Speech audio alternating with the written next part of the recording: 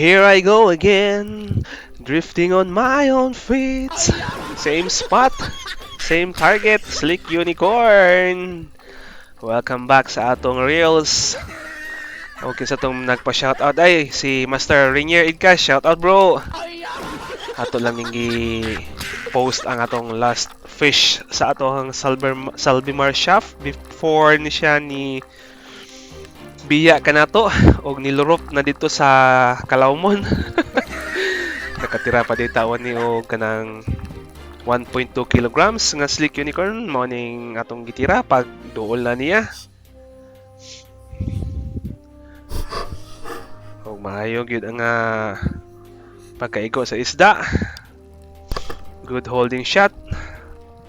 Matong saka dayon ta kay medyo taud-taud putang nag-ambush diri mo ng resurface ta para maka-relax. Kay medyo lam-lam na niya, medyo ngit-ngit na ning orasa. Kay pasado na ni alas 5. Mora ni isda nako kuha ning adlaw kay nababay ang atong shop gitaban sa tuna. Pamitaw. Nahagbong lagi siya kay naputol ang atong shooting line pero sige lang, importante safe ta. Yan nakagrasya kaya punta panood-an. Munang salamat kaya punta sa Ginoo. To God be all the glory. God bless us all. Munang way pugos, way kumpiyansa. Amping takanunay. Dahang salamat sa suporta.